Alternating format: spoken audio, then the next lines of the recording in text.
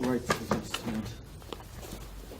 Welcome, comrades, for this important discussion. Let me explain to you briefly about how this is going to be held.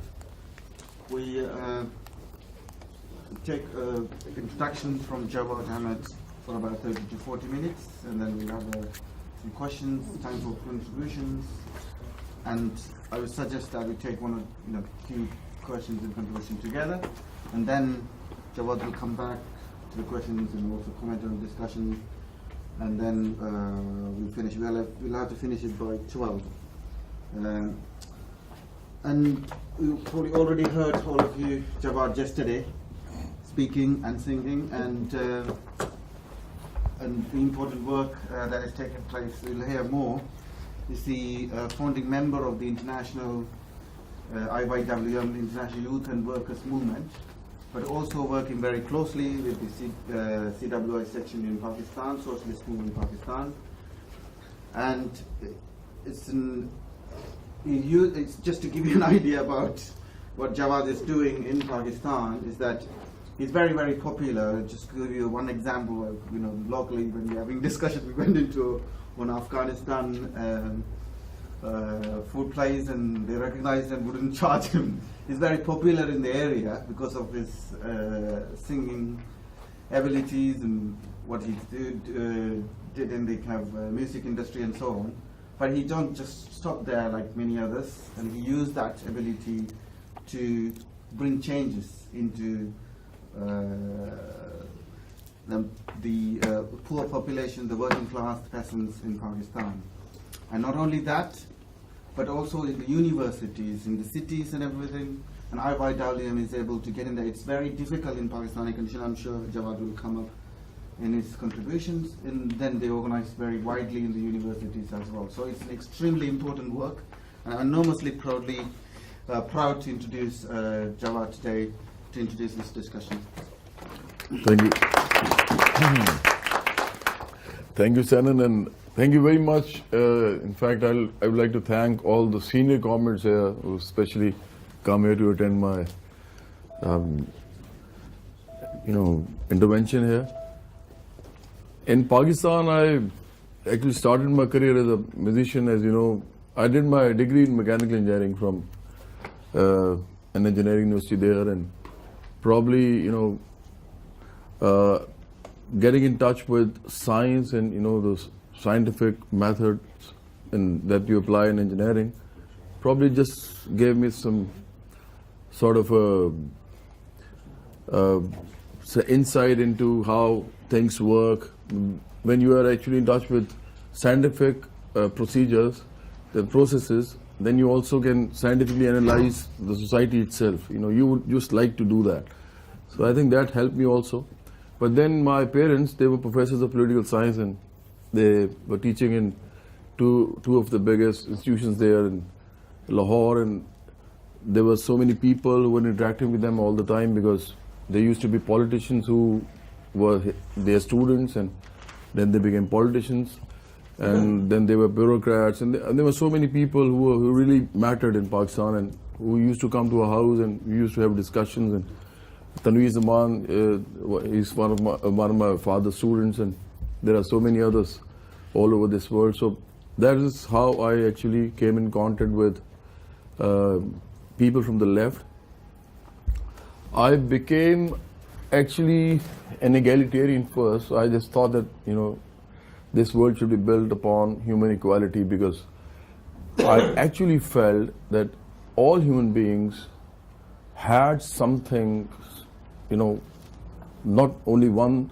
There are many things in every human being which somehow, they don't get materialized, all those talents, all those abilities, all those capabilities. And I could see people enriched with so many traits and talents, but they were not able to do anything, worthwhile in this world, just because, this world was somehow blocking their ways. So that's where I was very kind of surprised, because there were so many good musicians around me, there were so many good cricketers around me, there were so many people who really were very, very intelligent, but they just could not do anything. So I just started probing the reasons, why was it so? So then I came to realize that the society was actually class-based. And this class system, it was actually hindering the growth of all those human beings. Whatever they wanted to do, they just could not do that. They were kind of shackled, They were in chains, invisible chains, but, when you start actually analyzing the situations, the processes of this world, of this life, then you get to know that actually they're not invisible, they're actually acting on a person's spirit, on his body, on his soul, and he is, somehow driven by all those forces, which human beings create, the forces which make the systems, the forces which make the procedures, the administrative, procedures, the bureaucracy. So these are the chains basically that a person finds himself in a society, and he's just not able to do anything after that. So it was basically the human freedom, the freedom to choose, the freedom to excel, the freedom to exercise your talents, to materialize your capabilities into doing something useful, substantial for the society, which actually mattered to me at that time when I became an egalitarian. I thought that this system is not going to work for most of us. For the majority of the people, it will be some sort of a facade. People will think that they are living, but they are not actually living their lives. They are falling short of that. So after that, because my father was left inclined, but he's not a socialist, I used to have discussions with him. Then I started reading his books. And, in the course of those, events, whatever was happening in my life, I came in contact with people from the working class. There was a friend of mine, actually, it was the starting point. A friend of mine, because I used to play cricket, I played first class cricket in Pakistan. So as you know, even in Britain, cricket is very popular, it's a very popular sport. But in Pakistan, it's like, you can't just imagine. Because you have other sports also, like soccer. And in Pakistan, we just have cricket. So when I was aspiring to be a cricketer, I used to mingle with all sorts of people, coming from all sorts of classes. So there was one guy who was a cricketer, and he came from a very, the lowmost class. I think his father used to earn maybe not more than 40 pounds a month. So he was a very poor man. So when I got in contact with him, and I was coming from the middle class, so it was an awakening experience for me, because the way he behaved, and he was a very good cricketer, I must tell you. He was better than me, very good batsman. But my father, because he used to be cricketer also, I used to go to the trials. He never even made up to the trial, this guy. Our club's president, he always wanted me to go, and what a trial is? When you go to say cricket net, and you just practice there, and you are just gauged there, and then you get into a team. That is what we call trial in Pakistan. I don't know what you call it here. Yeah. So he never even used to go there, and I was there always, and I got selected also for Pakistan under-19, then Payton's Trophy and all that. So I always was surprised, because in the club matches he used to be scoring even more than me. He was a very good cricketer. I asked him, why don't you go there? He said he doesn't let me. The captain, the club Payton. And then I started going to his house, and I saw the condition that he was living in. After that, I started actually, making friends from the, I would not like to say low class, the working class, from the working class. And I became friends with a painter, not a painter, No. Yes, the carpenter. Yeah. So he used to paint cars actually. So he was one of my friends. In fact, I'm very proud to say right now that, in Rise for Equality, he's one of our board members right now. He's the same guy. He cannot read and write. Can you imagine? This guy that I'm talking about is cannot read and write. Once he was driving me to Islamabad. It's a place almost at a 4 hours distance from travel distance from Lahore. And he was driving me there, and I slept in the car, and he just could not read the signs. So he took me to Peshawar. So, when I woke up, I said, Islamabad is still not there. He said, I don't know. I mean, then I found out that he was in Peshawar, and we had to come all the way back, So he's this kind of a guy. But then he was a very reliable man. I could just give him $1 million and take it from him the next day. I'm telling you the truth. He's so honest. So these things kind of started surprising me. And then I started actually mingling with the class itself. I started mingling with the peasants, with the workers.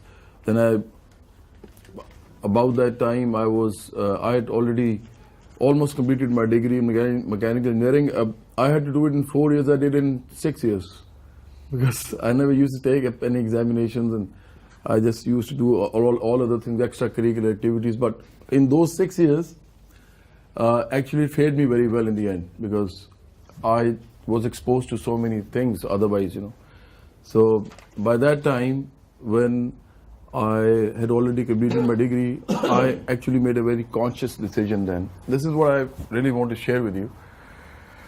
I think that is where I actually started feeling and thinking like a human being. Before that, I was just a person, a man, doing whatever other people do. So I told my father that, since you were the one who always wanted me to be a professional, I've got this degree, so you can just take it. And he's a very kind man. And I said, let me do something with which I can actually go into the masses. So there were so many musicians around me. I used to sing. I used to play instruments and sing. So I thought I should get into the music business just because I wanted to be famous. Not for a trivial reason, but just because I wanted to go into the masses. All my friends know that about that. I mean, I know people boast about it. They say that, once they have made it big, then they start doing social work and philanthropy and all that. People do it in America and UK. Like, what is this girl's name? Who's the UN ambassador in? Malala. No. The big actor. Oh, the Angelina Jolie, and Brad Pitt. I mean, I'm nothing against them, but since you become popular, then you just find other ways to become popular too. So this is how it goes actually. But actually, I came with a plan, and I actually started my music career because I wanted to do something. So I planned it very scientifically. And people used to say in Pakistan, it's a very religious society, and people used to say that it's all because of God, and because God, it was destined for me to become a singer. I never did anything. It was God who did everything for me. And I always used to say that, God is also on my side. I know that from the very childhood. I mean, God is with everybody. But let me tell you something, I've done it myself. And I really, really worked hard for that, because I was just trying to join the dots all the time in order to, grow big in a music industry in a third world country. And, being a socialist, it's a very uphill task, I must tell you. You have to really compromise a lot sometimes against your principles. But then, you have to do that. So in those 10 years, the first 10 years, I was not a socialist. I was not a practicing socialist. I just went on becoming a musician. For the past 5 years, because it's been now more than 14 years now in the business. For the past 5 years, I have actually now started doing, this work for which I'm just sitting with Shannon, and I'm rubbing shoulders with great people like Peter Teff, because I'm really pleased to be here actually.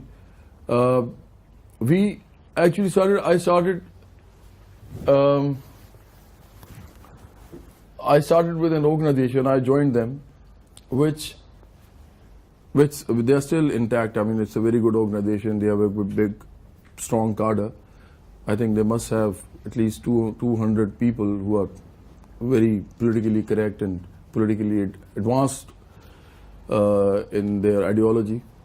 But I joined them. It was a Marxist-Leninist organization. I still respect them very much, but I feel that they will always be a Marxist-Leninist organization, not more than that. Because why do I say that? Being a Marxist-Leninist organization is not how, I mean, just being a Marxist-Leninist organization, this is what I feel. You just cannot, actually do the politics of the masses. You have to go into the masses. They were just building their cadre. One by one, they were winning people, getting them on board, getting along. But I could see that even, that growth was so slow, and, people were not exposed to what was happening actually in the country. And they were just kind of making a club, and it was a very intellectually sound club. People were very intellectually sound there, but still, there were no tentacles. They were not spreading out into the masses. So that's where I worked with them for 5 years actually, and then I thought that I should not work with them anymore, and I just had this notion in my mind that we have to go into the masses somehow. In Pakistan, just because people don't know a lot about Pakistan, except for a few comrades here, especially Sanan and Peter and all, and Tony, and I don't know about the others, but in Pakistan, I'll tell you something. It is one of the most difficult places to build a left-wing political organization. It is because in the 70s and 80s, there was a huge movement of left-wing politics, but it was systematically crushed by the state, the Pakistani state.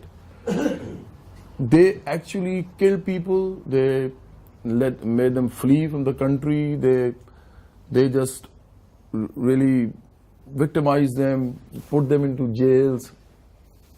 Okay, I hear it.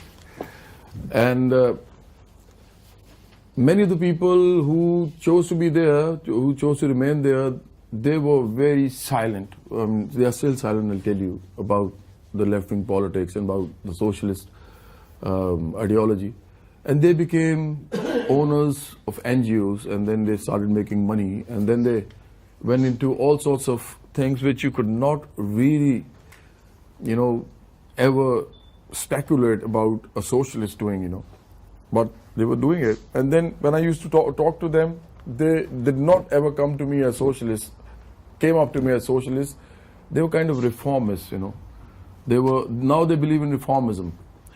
So in Pakistan, in those 2 decades, 70s and 80s, the whole social fabric was destroyed in terms of people knowing what was going around. I mean, people did not know anything about that. Even now, when I go to when you go to Pakistan, you'll see that if you talk to just another student or person from the youth, and you just start talking to him, I mean, he would always take you back to his religion.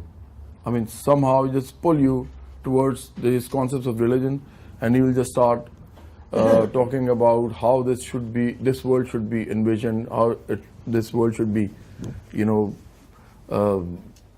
like imagined to be in future through the teachings of, all those religious figures and all those books that we have. And he would really not know anything about the life apart from this. This is his whole domain. And when you start talking to him about this world is being run by people, the parliament is passing laws, the judges are making decisions in the courts because they are you're taking the references from all those books that are lying behind them. You know, all those books are written by people. There are rules and regulations of police, of army, of the bureaucracy, of how the administration runs in Pakistan, and all of those documents have been written by people. I mean, nothing is from God. So why do you say that the system is being run by God and this will keep on running like this, you know? So that is where we started, you know, questioning them, and we found out that this was a very good way to do it, because we never ever attacked their beliefs, their faiths, and we used to take them back to the society. They wanted to pull us towards their domain, and we wanted to pull them back to ours. So that's how we started. And International Youth Workers Movement was actually, we started building it up almost 2.5 years ago. And International Youth Workers Movement is our future mass organization. It is through this organization that we want to go into the youth, into the students, into the working class itself. And because, as I told you, in Pakistan, people are not really exposed to the idea of socialism. So what we want to do in the initial phase is that we want to go into the middle class first, so that, it's a very interesting fact I'm going to tell you. In Pakistan, the literacy rate, people who can read and write, what do you think it can be? Just come up with a guess, any number. 40%. No, it's not that, not that low, but you know, the government says that 60%, but in actual it's, I think it's 40%. So 60% people in Pakistan, they cannot just read and write. They cannot at least read and write any substance, you know, on the paper. So all those people are considered literate who can actually sign. Then, you know, they can write down their names, and who can also read Quran. So they are also considered literate in Pakistan. So now you just look at me and see how would I just go into the peasantry who are totally illiterate, you know, the masses and the, you know, in those villages in Pakistan, all over Pakistan, in every province, you know, those people who cannot read and write, how would you just approach them? How would you reach out to them? You need a big cadre of people to do that. Because you just can't send any brochure there, you know, they can't read and write. So for that, you'll have to go to the middle class first. So it's the other way around for us. We don't go to the working class itself, we go through the middle class. And as you know, middle class is a very reactionary class. They are not ready to, you know, become comrades, and they're not really interested in such work. So the first and the foremost step for us is to build a good cadre from the middle class, people who can read and write, people who can actually who are intelligent enough and well equipped, you know, to communicate with people, their ideas, their experiences, and then they can bring in the working class in the next step. So this is how we are going to go about it. Now, where do I come in? I mean, in the picture actually. The comrades who started this organization with me, IYWM, International Youth Workers Movement, they all broke off from their organizations. There are many organizations in Pakistan actually. There are organizations which only have a membership of 10 people. Some have 12 people. Some have they say 1,000 people. Some people. There are parties in Pakistan, left-wing parties, which only have, say, 11 or 12 people and as their members, and their political parties. I mean, this is how the state of affairs in Pakistan is regarding the left-wing politics. So these comrades, they just came with me. I mean, they came to me and they said, you know, we don't think very highly about you. You're a pop artist. and you want to become a socialist. We don't even know whether you're a socialist or not. But since you've been working with socialist organizations, so okay. So why don't you just come? We need you to perform a role for us. So it's just like defining our roles for an organization, for roles for ourselves. So we feel that because people know you, I mean, people have been talking about you. Like one of the comrades said that I've been working for so many years and nobody knows me. And you have done nothing and people know you. So let's just come together. You just become our face and we'll work behind you. So in our central committee, when we have arguments, when we have debates, most of the time I have to shut up, because there are other people who know a lot more about me. Some of the comrades are known by Tony and Peter and Senan also.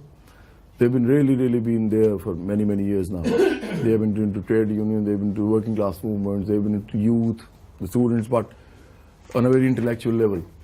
So when we formed this organization, this was a new idea for us, for all of us, that because people knew me as an artist, they could identify with me, they could recognize me as somebody they know, and most of the people, they like me also because music has no boundaries, it just cuts across all sorts of prejudices, all sorts of, biases. So when you're a musician, you're liked by everybody because you're, creating songs for them, they are dancing on your tunes, so it was a good advantage for me. So now that we are working together, my role is that I reach out to people through the media, through talks. I get invited to institutions. We go there. I speak there. People come to us, the youth. We just take them into study circles. We start building them up as comrades. It's a very slow process, but it's happening. We are winning a lot of comrades from there. Then we are working with the working class. We go into the movements. We go into the agitations. We go into the the protests, and that's where we win the working class also. Very steadily, slowly but steadily and surely, we are, kind of. I think we are successful in building and switching my image from an artist to somebody who's a political activist. So if this is somehow achieved, this first task, then people will, because in Pakistan, people romanticize with, in Pakistan and India, even in Britain also, I mean, there are stars and people are really, mad about their favorite stars and all those football players. But in Pakistan, it's even more. In Pakistan and India, people, there is a lot of hero worship there, So when you go to people and people just see that this guy, now he's turned into a politician or he's turned into a political activist, so they say that, okay, now it means that he must be doing something big. So let's see what he's doing. Now the rise of Imran Khan, like I will tell you, is just another example. He's a bourgeois politician. He's on the bourgeoisie. He's still towing that line. But at the same time, you cannot ignore what he has done. In the past a few years, he's just become a very big politician just because people knew him always, people liked him, and now that he has switched his role to being a politician, people still like to identify with him. So it's not in the beginning, it's not that people are sincerely looking up at him as a politician, but they just want to know what he's doing. So this is where our advantage lies in the beginning. I mean, in the first step, my role is very important. We just penetrate to the masses through my, I would like to say, no, yes, I just want to be humble, this is a very bad word actually, popularity, it's a very flimsy, very superficial, very, but anyways, we just go into the masses and then we bring in comrades from all sorts of people, especially the youth, students, and the working class itself. So, about what we have already done in Pakistan, I'll tell you a recent example. In Nestle is a multinational company, as you know, and in fact, ironically, I have been a brand ambassador for Nestle. I took 10 million rupees from them, once, and it was a big contract that I was in with them, and we made a song together. Then we did a series of concerts. We had to advertise their product. It was bottled water, so that I was advertising for as the brand ambassador. But now, we are going to go at loggerheads with them, so they are never going to work with me again. Let me tell you. So this is where this difficult decision I had to make. This is where actually it starts, becoming very obvious. And I cannot work with Coke. I work with them. I cannot work with Pepsi. I work with them. I cannot work with Unilever. I worked with them as brand ambassadors. So with Nestle, they have actually gone against 1,200 people in one of their factories in Khanewal, the poor workers. They were not giving them their dues, whatever was in the contract, and now they are, with the help of lawyers and law on their side, they are trying to, because they are protesting against it, and now they are trying to kick them out of the factory. So the union president, he was always actually with the Nestle management always, but now he's under so much pressure that he had to stand with the workers, and for that he's being victimized. They have filed 27 cases against him of whatever charge that you can actually think of. And he came to us 3 or 4 weeks ago, and he came to us and he said, okay, can you just come and stand with us? Because this is how the word is spreading, that Jawad Ahmed and his organization are working for the working class and working with the working class. So we said, okay, we'll do it, and we have now made a campaign. I told Peter and I told Senan also that we are going to share that with you. Probably you might have received that. Okay. So I think it's still in the production phases. We are trying to launch a huge campaign worldwide against Nestle. So with me there in Pakistan as somebody who's known and who's standing against Nestle, it's going to become a big news. So we are going to not only stand there, stand with them through the media. We are going to actually go there, and we are going to take part in the protests also. So this is one of the examples. Then we have done that with so many other organizations, national and multinational. The working class always invites me. Whenever they hold big congregations, big functions, I'm invited to speak there. So very slowly, most of the working class who's unionized, who's been who's organized to some extent, because I'll tell you, only less than 1% workers in Pakistan are unionized. So I'm talking about a very small number, but again, it's in lakhs. Lakh is 1/10 of a million. So because Pakistan is 180 million people, so even if I say less than 1%, it is quite a lot. So we are interacting with them. They're starting to get to know me, and the left-wing politics is our slogan. We are always telling people we are going to build a left-wing movement here. We are going to build a left-wing movement here. This is a very intriguing sort of a slogan for them. They like this slogan. They say, "What is left-wing politics?" Yes. So then they tell us that this is how left-wing politics, unfolds itself. When you start working with the working class, when you have students around you, when you have youth around you, when you start talking about the means of production, when you start talking about the tools of production, how societies are made, how the economic structure influences the social and again the political structure. I mean, this is how we just start, talking to them, and then they actually for the first time know that this is actually the politics which can make or break this country. So actually make this country, not break it. But anyway, so left-wing politics is our slogan. Then equality is like you've seen here. This is a very good word for Pakistani society. They identify with this word because the Prophet Muhammad Sallallahu Alaihi Wasallam, he in his last sermon, he said all people are equal.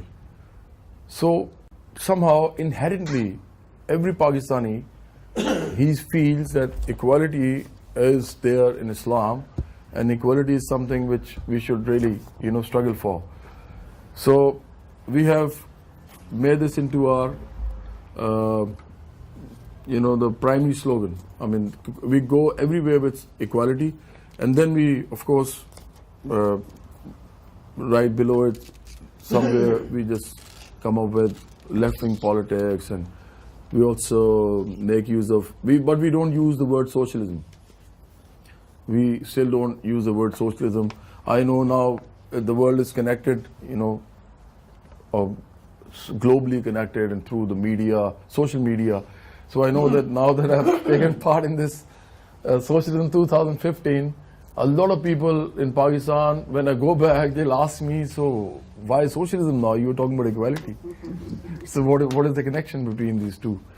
So I'll have to explain that too. But very slowly, like I was talking to Peter, we will have to start using this name, this word socialism, but so to say in the future course of course of action. I think I'm pretty much done here, and this is also showing me 15 and 30 minutes. So if I would like it to be very interactive, if anybody which can come up with any question, I would like to answer.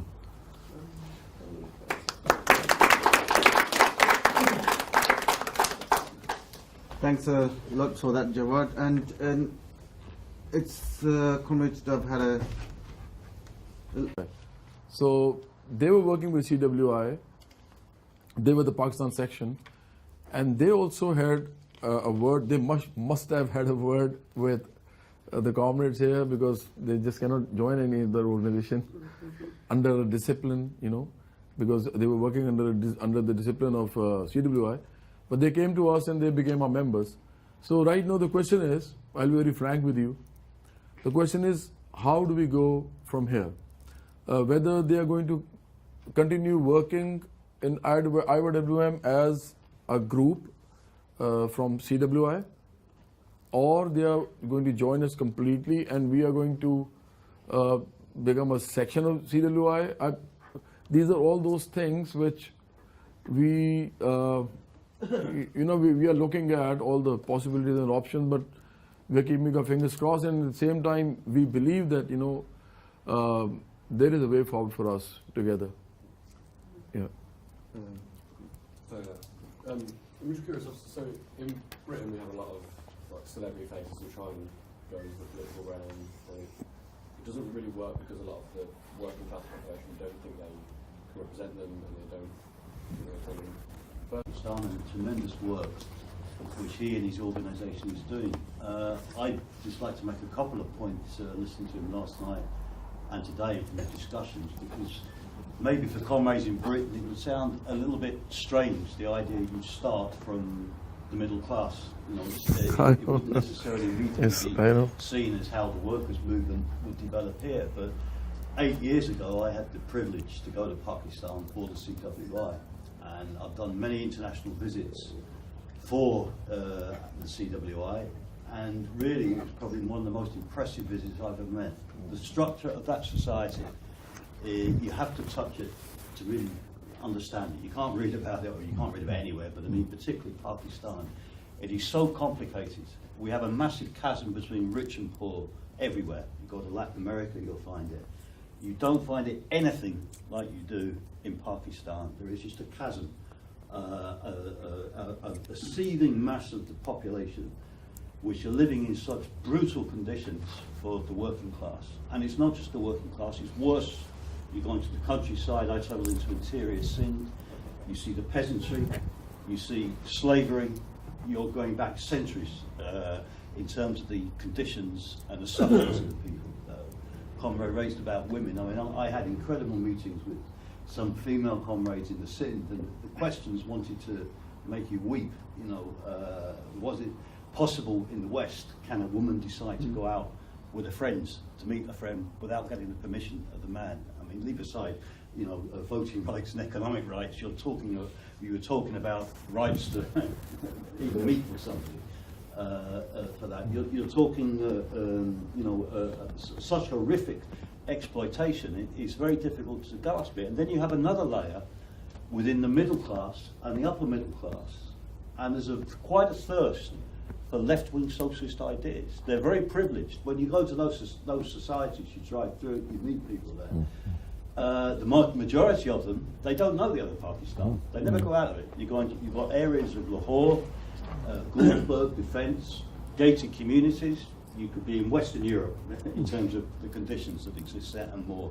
And they don't venture out. It's a completely separate world. You might as well be in another country, another planet, and they just don't intermingle or anything about it. And it's a particular feature of Pakistan. Amongst that, a layer of the middle class and the upper middle class, you've had quite a strong thirst for left radical ideas, because that layer as well also grasp that society is rotten. They see it as being backward, rotten, corrupt. The corruption is unbelievable. I mean, when you see it, and the army it's a quasi-military regime anyway. It's a fig leaf of democracy. The army runs the country behind the scenes, and they own half the country anyway. You drive into a petrol station or a hotel, and it's got owned by the army written on it. I mean, it's they control whole swathes. I think it's about 60%, 70%. 55 to 60%, yes. The economy in effect is in the hands of the army. They have vested interests in terms of the position, and it is a real task. It's something that's quite unique in terms of the task facing the working class movement. As to how a new movement will be built, because Jawad was right. I mean, you have that history that was crushed, and then of course it's complicated by the growth of the religious extremists and the fundamentalists as well, which has worsened it, compounded by Western imperialist intervention, Iraq, Afghanistan. All of that has enormously complicated it, and it's probably, from a world point of view, been one of the most difficult countries for a socialist left movement to exist in the last few decades, couple of decades, last period. Even since I was there 8 years ago, it's been much difficult. Then was relatively easy. The military and formally in control then, and it's a relatively easy position. But in a sense, it's not new. If you look in other countries, in Sri Lanka, you had a very powerful Trotskyist party, the LSSP, that was built. The origins of that were also from sections of the middle class and sections of the bourgeois, who started it, who concluded the society is wrong. And they took steps to wanting to do it, to reach out to workers, etc. And even there, although it was a mass Trotskyist party in its best period, in its name it didn't use socialist. It was the Sri Lankan LSSP, the Sri Lankan Equality Party. It's the same position, and particularly within Pakistan, with the problem of religion, the association of religion, you can understand why at this stage you wouldn't boldly just go against, raise the name of socialism boldly if it's going to create a massive problems, and just explain it in a different way. I mean, Lenin did that at a certain stage in Russia when he used the term consistent Democrats because of the Tsarist repression. You can do that providing we then explain the program that is socialist and what it would mean. And that task, because reaching out to those layers of workers, and Comrade posed a question about layers of the middle class, how do workers see them?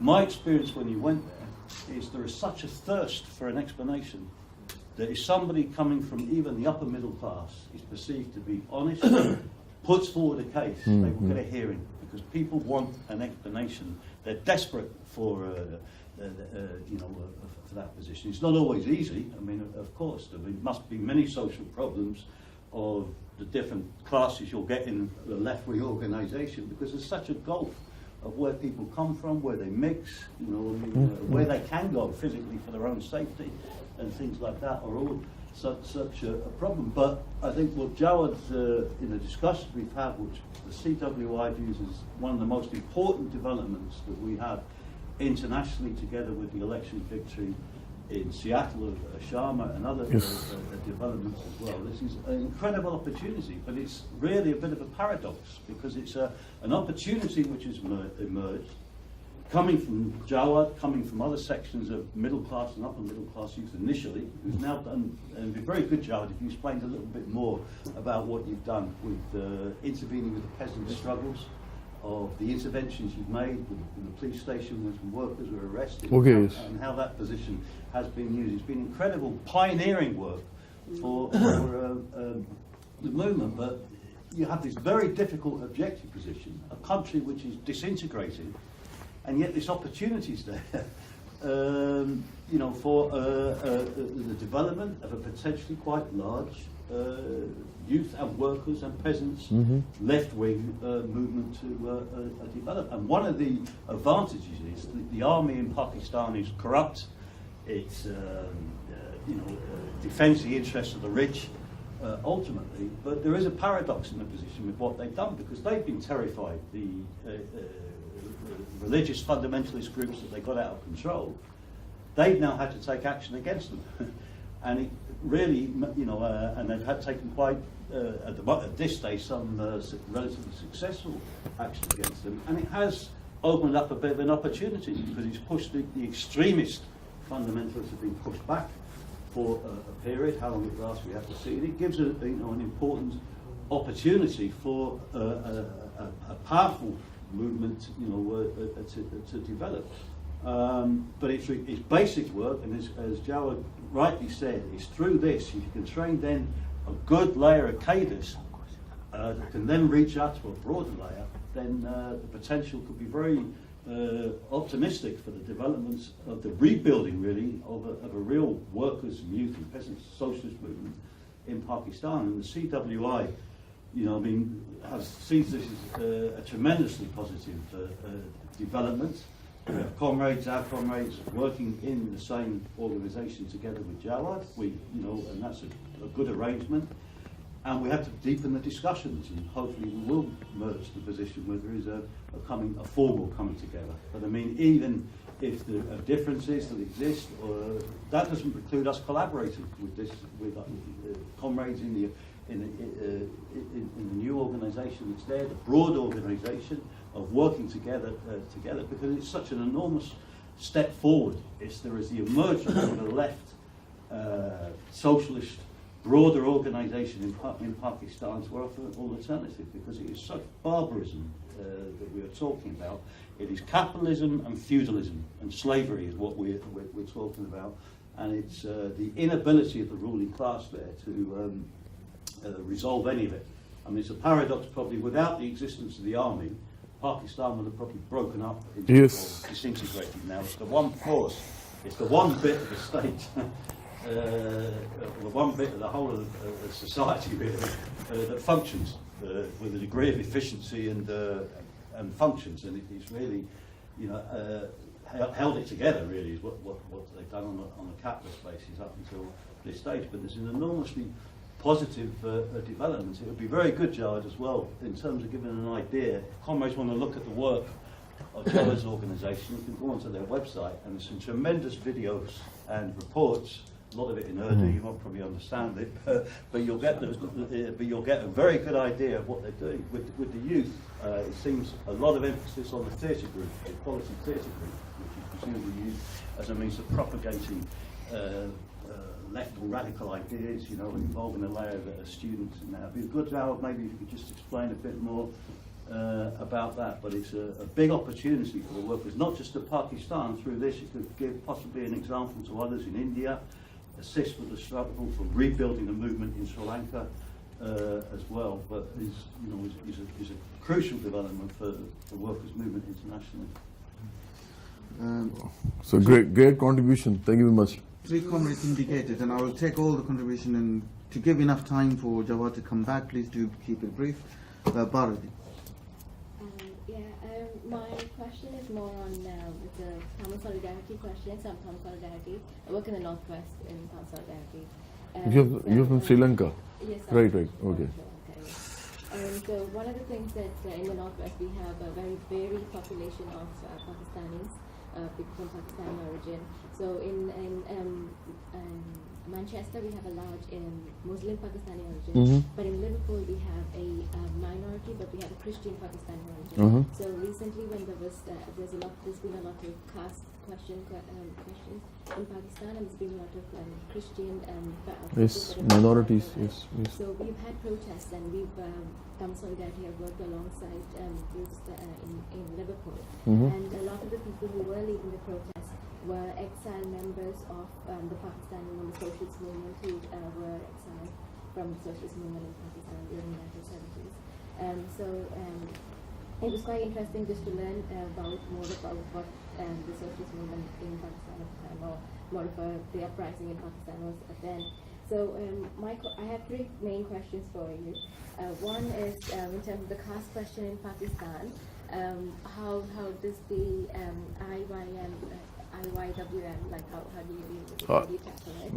And second question is with regards to if you could give us more in-depth detail about trade unions, the number of trade unions you have in Pakistan, how effective they are, so what is the nature of the leadership, and what is the state's nature, like how oppressive is the state in terms of being able to organize the workers, and how we're able to work, how much... Thanks a lot for Jawad to come and take part in it and speak at the rally, and also take part in this discussion. Traveling all the way, so you're probably facing jet lag and change of climate and various things and all these things, and it's very difficult, and you're very patiently explaining everything, all the comments asking and so on. Thanks a lot. And we got about 20 minutes to answer all the questions. And okay. Yeah. So was there any questions after I went? No, not really. Questions. Okay. Well, I think there was This one one. important thing that Atiq raised about. mentioned. Okay. That's about the Kashmir, Yeah. which should also be taken into account when you are working in youth. I know. Because the major part of the community here belongs to Pakistan is actually they are all Kashmiri. So that is something very important actually. That a good point of view has to be given on that as well regarding their status, what they actually, to whom they belong to. Yes. They're Pakistanis or they're Indians. It's a national question for them actually right now, both in India and Pakistan. But he said that mostly people, they're not from Pakistan, from Kashmir. Yes, that is true also, because most of the people who have migrated here are from Mirpur. Yeah, Mirpur, and yes, that is a part of Kashmir. In fact, we are coming up with 4 papers, very important papers of our organization. For the first time, we'll come up with a thing like that, because we've been really thinking about the strategy, the program, the national question, the trade unions, all those things that we really have to, elaborate on. So we are going to share those papers with you in future, and so that a lot of questions that you've just now, put to me probably would be answered by those papers. But anyway, on the national question, we feel that it's a very tricky thing in Pakistan to actually side with an organization which is a separatist organization, or which is calling for, say, a right to self-determination. Because in Pakistan right now, it is not the nationalists against the government. It is the nationalists against the state itself. Right now, the state is crushing them brutally. In Balochistan, there was a group headed by Allah Nazar, Dr. Allah Nazar. He was a medical doctor actually, but he had turned into a revolutionary and a militant. So he went into the mountains. Everybody knows that in Pakistan, and there is a huge, say, opposition from the masses for Allah Nazar because of the propaganda of the state on the channels always, all the time.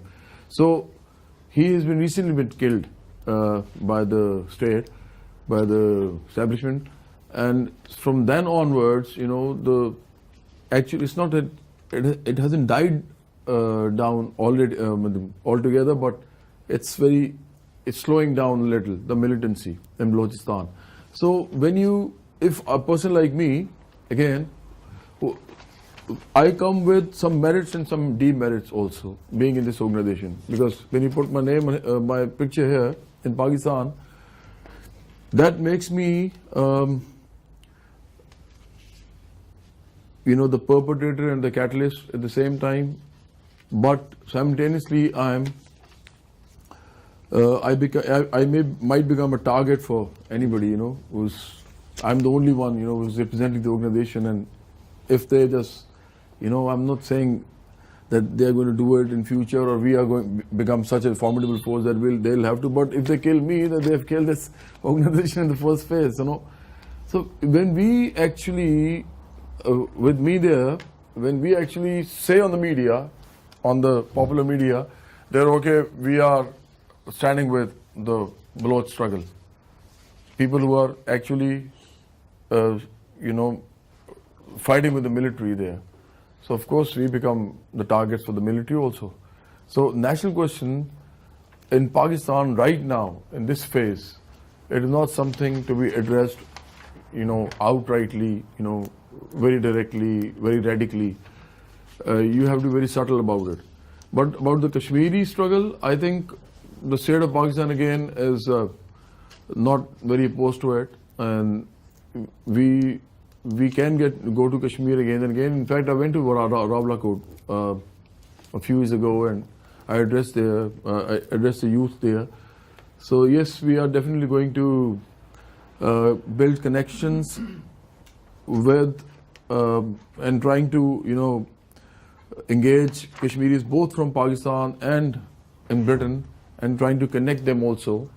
And I think we can do a lot in that regard in future, because we have that in the agenda. We are going to get Kashmiris on board because they are living in a very volatile situation for the past many decades now, and they have that revolutionary content in them. So we'll definitely make use of it. If you don't dislike the word use, actually. No, that's what we do all the time. We use each other. No, Yeah. I was actually asking about, especially here, the people Here. living here. Yes, this is what I'm saying. It's a big problem. Okay, so about their status here in Britain. So that is where Shannon can help you better, because. For instance, if something comes from you, that okay, we. Oh yes, I'm ready for that. Even Shannon. self-determination of Kashmiris. So then we have an avenue that we can go there and we can ask them, okay, come on. Now they are talking about us. So now they are supporting us. So we can get together. We can make a Yes, platform. yes, we can definitely That's do the- that. Because the Yes. other parties, for instance, I spoke to the worker parties. So initially they agreed, but later on they said, no, we can't ask these things, we can't address this straight away. But you should join directly this, but we don't recognize your national question openly or something like that. And other is, so that's the problem, because we had an experience with the Pakistani left for many years. We worked with them, a lot of people, even with the Farooq Farooq, Lal Khan, with all these people. But in the end, we got a great, you can say, disappointment with them because with your question. Because whenever we take them there, so because as you see in Kashmir, a national question is a very strong narrative, just like a religion is a strong narrative in our society. There is the same problem in Kashmir. It's a very strong narrative. So if we avoid them, so then they ask them why you are different with the People's Party from Muslim League or from this thing. So why we should join them? It's okay. So if we are different from them, so we have to recognize this issue. until because there is a big movement of Kashmir independence. I have been all my life a supporter of that movement, but we always ask them, no, there should be three options. Kashmir, whether it should be part of India or Pakistan or an independent system. That Kashmiri must be decided. So that's the point, that if we can raise that one as a self-determination, so then we have a good opportunity and advantage to go them and convince them and bring them. This is a very important and interesting question. We only got 10 more minutes. I know. Actually, so a number of things to come. Actually, principally, if you ask me, we are standing on the same ground regarding the national question as Lenin was, principally. So I just want to sympathize with you. I mean, I'm with you on that question. But tactically and strategically, I must say that when we work together, even here, when you ask me to come on board and start talking to the Kashmiris and about the right to self-determination, we will always have some limitations to what we can do and what they can do and what we can do together too, looking at the ground realities of Pakistan. So because I live in Pakistan, I don't live here. So it's a more of a democratic society, and then people are open minded and they like to mingle with each other and exchange their ideas. But in Pakistan, it's a different situation. So yes, we are with you. I mean, Shannon can always be our contact person, as he's the one who's actually organizing IYWM here, and Tanveer Saab is also with them, and Diyar Saab, and we can definitely work together. But we'll have to see. I mean, we'll have to build a framework for that. The right one. Regarding your questions, who was the first one? Actually, I'm really sorry. Yes, Tony. I'm just because I don't have much time now, but you were asking me about the state of trade unions in Pakistan and the kind of trade unions that we are working with. Actually, as I mentioned earlier, in Pakistan there are not many trade unions actually. So on ground there are not many trade unions. The best thing that we think that we can do in near future, and we are really very hopeful about that, is that in Pakistan 50%, more than 50% of the workforce is in the informal sector. Very surprisingly, not surprisingly, because Pakistan is not an industrial country. It's still in that semi-feudal, semi-capitalistic. 60% of the formal economy is owned by the multinationals in Pakistan. 25%. I'm talking about the formal economy here, the one which is documented. 25% of the economy is owned by the army, and we only have a 15% share of bourgeoisie, national bourgeoisie, in the whole economy, the formal economy. And if you talk about the informal economy, that is twice the size of the formal economy, twice the size. Like when you said that there is a paradox whether army is the binding factor or the breaking factor. They are both actually. So army is involved in the informal economy to the greatest extent. They are the people who actually control the smuggling. I would not like this to be you are recording it, so I would not like it to go public.